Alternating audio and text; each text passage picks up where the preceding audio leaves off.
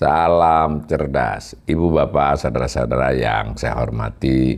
Sesi komentar berita kanal Awali Rizky kali ini menyoroti satu berita yang menyampaikan soal penyebab rupiah melemah ya. Dan kali ini sumber beritanya adalah pendapat atau penyampaian dari Gubernur Bank Indonesia. Nah, saya pilih dari Detik Finance ya, Detik. Judulnya Terbongkar Penyebab Rupiah Berdarah-Darah. Ditayangkan hari Kamis 22 Januari jam 6 pagi ya. Jurnalisnya Anissa Indraini. Ini ada gambar dolar dan ilustrasi gambar dolar dan rupiah, 100 dolar dan 100 ribu rupiah. Kemudian beritanya begini, Gubernur Bank Indonesia Peri Warjio mengungkapkan penyebab pelemahan nilai tukar rupiah terhadap dolar Amerika Serikat. Sebagaimana diketahui dalam beberapa hari ini rupiah terpuruk berada di level hampir 17.000 per dolar ya. Peri mengatakan pelemahan nilai tukar rupiah dipengaruhi oleh aliran modal asing keluar akibat meningkatnya ketidakpastian pasar keuangan global, di mana sampai 19 Januari 2026 nilainya tercatat 1,6 miliar dolar. Selain itu ada kenaikan permintaan falas oleh perbankan dan korporasi domestik sejalan dengan kegiatan ekonomi. Nah ini paragraf ini kita garis bawahi ya, bahwa menurut saya ini salah satu juga yang ciri ya dari otoritas kita, dalam hal ini Bank Indonesia, pemerintah juga, Kementerian Keuangan juga suka begitu.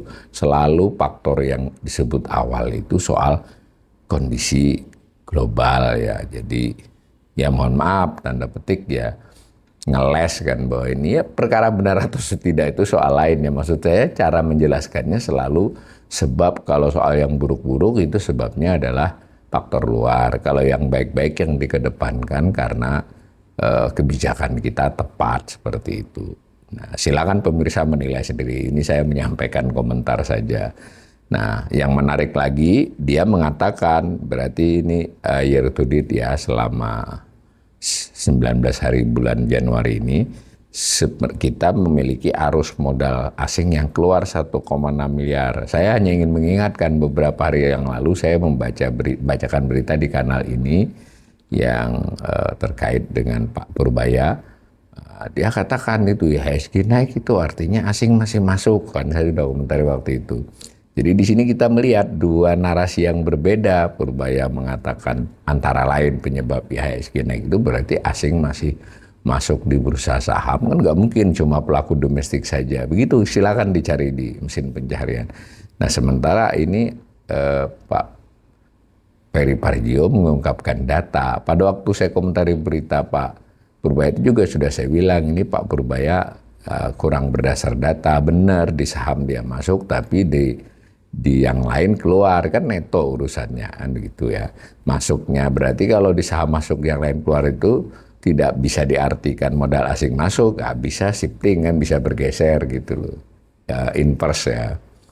Saya baca lagi nih, aliran modal asing keluar, juga ada kebutuhan falas yang besar dari sejumlah korporasi.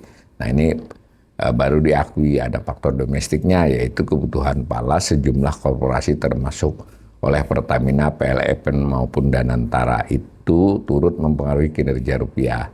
Nah kita tidak di sini hanya dijelaskan begitu di konferensi pers hari Rabu kemarin, tetapi kita juga bisa menangkap ya bahwa maksudnya kebutuhan falas ini adalah pada yang disebut ini Pertamina, PLN, Danantara. Danantara berarti keseluruhannya itu adalah menyangkut kewajiban terhadap asing, jadi terutama adalah bayar bunga maupun bayar pokok utang ya dari masing-masing korporasi. Itu bukan pemerintah ya, ini korporasi. Jadi memang di bulan-bulan awal ini juga biasa begitu, ada kewajiban nyicil ya atau bayar bunga. Jadi ada kebutuhan itu, memang juga ada kebutuhan yang sifatnya pembelian barang ya, bahan baku atau apapun ya. impor ya dari perusahaan-perusahaan. Terus kan ada kebutuhan falasnya. Nah, saya baca lagi, selain itu pelemahan rupiah juga karena adanya sentimen investor terhadap proses pencalonan Deputi Gubernur Bank baru pengganti Juda Agung. Dari 3 nama calon yang diusulkan BI ada keponakan Presiden Prabowo Subianto, yakni Wakil Menteri Keuangan Thomas Diwandono. Diakui kan, ada faktor sentimen itu ya, sentimen dalam ini sentimen negatif untuk kasus ini ya. Padahal yang ngusulin Bank Indonesia sendiri, 3 nama yang milih kan nanti DPR, yang ngajukan Bank Indonesia. Tapi kalau saya tidak salah juga harus ada tanda tangan Presiden untuk mengajukan itu. Jadi ini dikutip langsung nih, faktor domestik pelemahan rupiah karena persepsi pasar terhadap kondisi fiskal dari proses pencalonan Deputi Gubernur, kata Ferry. Jadi menurut saya ini kita harus mulai menebak-nebak ini bagaimana tadi yang pertama tadi pernyataan Pak Ferry ya seolah-olah membantah pendapatnya Pak Purbaya, ini capital outflow bukan inflow. Sementara beberapa hari sebelumnya Purbaya terkait IHSG tapi ya tidak keseluruhan inflow itu karena asing masuk. Memang bisa, saya sudah katakan persoalannya bisa diterjemahkan inverse ya, pindah dari instrumen tertentu ke saham. Tapi bagaimanapun nuansa ceritanya kan jadi berbeda tuh. Nah yang kedua soal ini kan berulang kali juga katakan bahwa tidak masalah pencalonan Thomas. Nah sementara ini Pak Ferry implisit kan mengatakan itu sentimen negatif. Nah di luar pendapat Pak Ferry dan pendapat Pak Purbaya, saya juga sampaikan di beberapa perbincangan pakar ya di publik itu, di Thomas ini bukan soal dia keponakan saja, itu satu hal. Tapi Thomas itu tercatat sebagai partai, pengurus partai ya, sementara Gerindra dalam hal ini. Sementara aturannya untuk Bank Indonesia itu tidak boleh dari unsur partai ya, kecuali ada mungkin harus mengundurkan diri atau bagaimana, saya tidak tahu, peraturannya nggak boleh. Nah dalam kesempatan itu saya baca lagi, Ferry menekankan bahwa proses pencalonan Deputi Gubernur Bank Indonesia sudah sesuai undang-undang. Nah jadi ini kemudian Pak Ferry menjelaskan ini tetap sesuai undang-undang. Nah, jadi ya nanti kita cek aja benar nggak itu tidak dilanggar kan, serta tidak memengaruhi pelaksanaan tugas dan kewajiban wewenang BI yang diklaim tetap profesional dengan tata kelola yang kuat. Ya itu artinya Pak Ferry menganggap ini proses sudah sesuai itu, dan pengelolaan BI juga tidak terkait dia siapapun tapi sudah berdasarkan tata kelola yang kuat, GCG-nya sudah bagus. Tapi tadi sudah diakui, meski begitu kan pasar tidak begitu melihatnya. Tetap pasar melihat itu ada sentimen negatif. Nah, dikatakan lebih lanjut nih, proses pengambilan di BI kami pastikan secara profesional dan seterusnya ya. Tentu saja bersinergi erat dengan kebijakan pemerintah untuk bersama-sama menjaga stabilitas dan mendorong pertumbuhan ekonomi yang berkelanjutan, tutur Ferry. Jadi dari sisi itu ya seperti itu ya. Maksud saya topik independensi Bank Indonesia ini sudah betul-betul menjadi bahan pembicaraan di permukaan, dan yang lebih berat lagi yang di bawah permukaan, karena di permukaan itu kan paling ekonom, pengamat, ya seperti itu ya. Tapi kalau di bawah permukaan pelaku besar, dan jangan lupa kami para ekonomi itu kadang masing-masing ekonom punya komunikasi dengan pelaku-pelaku itu. Kadang bisa teleponan, bisa makan siang, pelaku itu bisa perwakilannya ya orang-orang.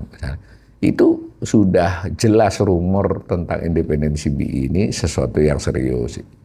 Nah ketika rumor itu berkembang beberapa bulan ditambah dengan soal pencalonan ini kan menjadi lebih memanaskan rumor kan. Nah, tetapi sebetulnya kan disadari, buktinya Pak Ferry mengakui hanya mencoba mengklarifikasi rumor itu nggak benar, kami BI tetap sesuai dengan GCG kami dengan tata kelola dan profesionalisme seperti itulah. Nanti kita lihat pasar mereaksi bagaimana. Nah BI mencatat nilai tukar rupiah dan seterusnya ya, ini berinformasi aja. Nah lalu dikatakan kata Ferry melalui intervensi, jadi ini di pasar non-deliverable forward, non-deliverable forward NDF ini di offshore maupun onshore. Jadi BI ini akan intervensi sudah ya dan makanya terus tidak hanya di pasar domestik. Nah, domestik non-delivery forward dan juga di spot 3 nih, NDF itu di luar negeri BI ikut jual, ikut beli, itu namanya intervensi ya. Dalam hal ini tentu ikut jual supaya harganya tidak terlalu tinggi ya. Itu sedangkan yang DNDF di dalam negeri memang BI yang lelang. Lalu kalau spot ya intervensi. Nah ini kan menarik ini ya, ini sudah dinyatakan, sudah dilakukan intervensi dan akan terus. Alasannya ini sesuai dengan target inflasi dan seterusnya.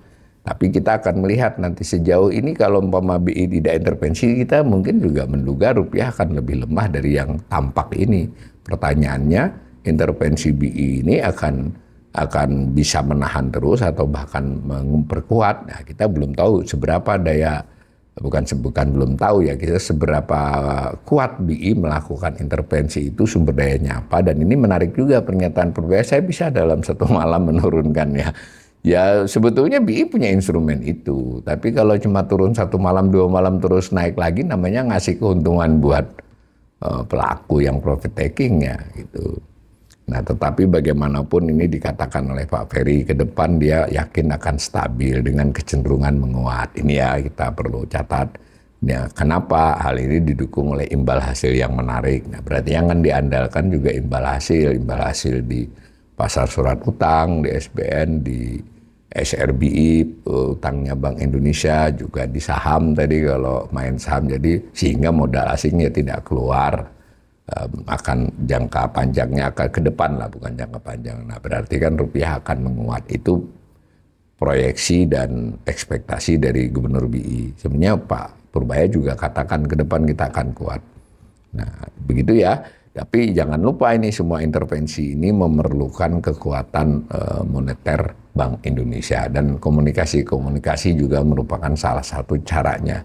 Tapi pasar bisa saja melakukan tindakan yang tidak sesuai dengan harapan otoritas. Kita tunggu beberapa hari dan beberapa bulan ke depan bagaimana perkembangan rupiah, bagaimana kebijakan Bank Indonesia, bagaimana pemerintah dan koordinasi mereka, dan apakah pasar berhasil dijelaskan tentang bahwa BI tetap independen meskipun terus berkoordinasi dengan pemerintah. Kita tunggu perkembangannya.